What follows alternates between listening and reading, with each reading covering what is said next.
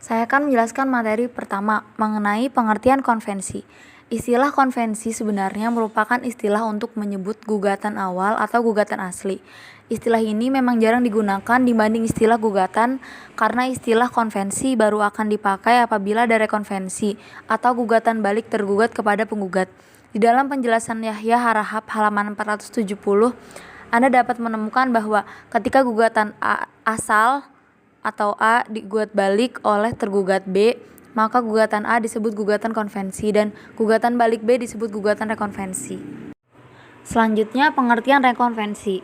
Menurut Muhammad Yahya Harahap dalam buku Hukum Acara Perdata tentang Gugatan, Persidangan, Penyitaan, Pembuktian dan Putusan Pengadilan halaman 468, istilah gugatan rekonvensi diatur dalam pasal 132A HIR yang maknanya rekonvensi adalah gugatan yang diajukan tergugat sebagai gugatan balasan terhadap gugatan yang diajukan penggugat kepadanya. Dalam penjelasan pasal 132A HIR disebutkan, oleh karena bagi tergugat diberi kesempatan untuk mengajukan gugatan melawan, artinya untuk menggugat kembali penggugat, maka tergugat tidak perlu mengajukan gugatan tuntutan baru, akan tetapi cukup dengan memajukan gugatan pembalasan itu bersama-sama dengan jawaban terhadap gugatan lawannya. Selanjutnya, cara mengajukan gugatan rekonvensi. Pertama, jika Anda sebagai tergugat menerima relas panggilan dari pengadilan, Anda terlebih dahulu memeriksa dan membaca gugatan atau konvensi yang diajukan kepada Anda. Yang kedua, Anda dapat menghubungi kuasa hukum untuk mendampingi atau mewakili di persidangan. Yang ketiga, Anda dapat membuat surat kuasa khusus untuk didampingi kuasa hukum sebagai tergugat konvensi dan mengajukan gugatan balik atau rekonvensi sebagai penggugat rekonvensi. Keempat, gugatan rekonvensi dapat diajukan bersama-sama dengan jawaban konvensi selambat-lambatnya sebelum pemeriksaan atau pembuktian. Pasal 132A ayat 2 HIR dan pasal 158 RBG. Kelima, gugatan dalam konvensi dan rekonvensi diperiksa dan diputus dalam satu putusan, kecuali jika menurut pendapat hakim salah satu dari gugatan dapat diputus terlebih dahulu. Dalam tiap-tiap perkara, tergugat berhak mengajukan tuntutan balik, kecuali 1. Bila penggugat semula itu menuntut karena suatu sifat, sedang tuntutan balik itu mengenai dirinya sendiri atau sebaliknya. Terdapat dalam KUH Perdata nomor 383, 452, dan 1655. Yang kedua, bila pengadilan negeri yang memeriksa tuntutan asal tak berhak memeriksa tuntutan balik itu, berhubung dengan pokok perselisihan itu. Terdapat dalam ISR nomor 136 RO 95. Dalam perkara perselisihan tentang pelaksanaan putusan hakim. Terdapat dalam IR 207. Jika disaring unsur-unsur pasal di atas, maka dapat kita uraikan sebagai berikut. Yang pertama, gugatan rekonvensi merupakan hak dari tergugat untuk mengajukannya. Yang kedua, gugatan rekonvensi bersifat terbatas dan tidak dapat diajukan terhadap 3 ketentuan yang tersebut dalam pasal di atas. Yang ketiga, tergugat tidak dapat menuntut dalam rekonvensinya kepada pribadi individu yang mewakili penggugat. Yang keempat, pengadilan negeri yang memeriksa tuntutan penggugat asal dan pengadilan negeri tersebut menyatakan diri tidak berhak memeriksa perkara tersebut, maka tergugat tidak dapat mengajukan gugatan balik atau rekonvensi. Yang kelima, dalam perkara tentang pelaksanaan putusan hakim tidak dapat diajukan gugatan rekonvensi. Selanjutnya, dalam pasal 132A ayat 1 HIR mengatur bahwa tergugat berhak mengajukan gugatan rekonvensi dalam setiap perkara. Jadi, pada prinsipnya, terhadap perkara apapun dapat diajukan gugatan rekonvensi. Akan tetapi, ternyata pasal tersebut mencantumkan pengecualian berupa larangan mengajukan gugatan rekonvensi terhadap gugatan konvensi. Dalam perkara tertentu, larangan pengajuan gugatan rekonvensi yaitu: yang pertama, larangan mengajukan gugatan rekonvensi kepada diri orang yang bertindak berdasarkan suatu kualitas. Yang kedua, larangan mengajukan gugatan rekonvensi di luar yurisdiksi pengadilan negeri yang memeriksa perkara. Larangan ini diatur dalam pasal 132A ayat 1 kedua HIR. Namun larangan dalam pasal ini hanya dapat diterapkan sepanjang mengenai pelanggaran yurisdiksi absolut, tetapi dapat ditolerir apabila yang dilanggar adalah kompetensi relatif. Yang ketiga, gugatan rekonvensi terhadap eksekusi larangan mengajukan gugatan rekonvensi terhadap sengketa yang menyangkut perlawanan terhadap eksekusi putusan. Yang keempat, larangan mengajukan gugatan rekonvensi pada tingkat banding, dan yang kelima, larangan mengajukan gugatan rekonvensi pada tingkat kasasi. Selanjutnya, sistem pemeriksaan gugatan, konvensi, dan rekonvensi.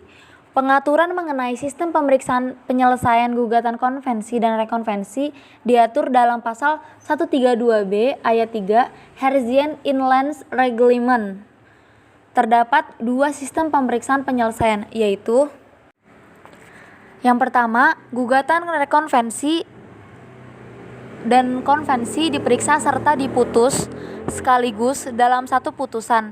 Sistem ini merupakan aturan umum atau general rule yang menggariskan proses pemeriksaan dan penyelesaian gugatan konvensi dan rekonvensi dengan syarat yang pertama, dilakukan secara bersamaan dalam satu proses pemeriksaan sesuai dengan tata tertib beracara yang digariskan undang-undang, yaitu adanya keterbukaan hak untuk mengajukan ekspresi, jawaban, replik, duplik, pembuktian, dan konklusi baik pada konvensi dan rekonvensi. Proses pemeriksaan dituangkan dalam satu berita secara yang sama. Selanjutnya, hasil pemeriksaan diselesaikan secara bersamaan dalam satu putusan dengan sistematika penempatan uraian putusan konvensi pada bagian awal meliputi dalil gugatan konvensi, petitum gugatan konvensi, uraian pertimbangan konvensi, dan kesimpulan hukum gugatan konvensi. Kemudian, uraian gugatan rekonvensi yang meliputi hal-hal yang sama dengan substansi gugatan konvensi. Selanjutnya, amar putusan sebagai bagian terakhir terdiri dari amar putusan dalam konvensi dan dalam rekonvensi. Penerapan sistem yang demikian sesuai dengan penyelesaian setiap perkara kumulasi. Oleh karena itu, harus diselesaikan secara bersamaan dan serentak dalam satu proses pemeriksaan yang sama, dan dituangkan pula dalam satu putusan yang sama di bawah nomor registrasi yang sama, dan pengucapan putusan dilakukan pada waktu dan hari yang sama pula. Yang kedua, diperbolehkan dilakukan proses pemeriksaan secara terpisah. Pengecualian tata cara pemeriksaan konvensi dan rekonvensi secara bersamaan dan serentak juga diatur dalam pasal 132B ayat 3 HIR dengan penerapan sebagai berikut. A.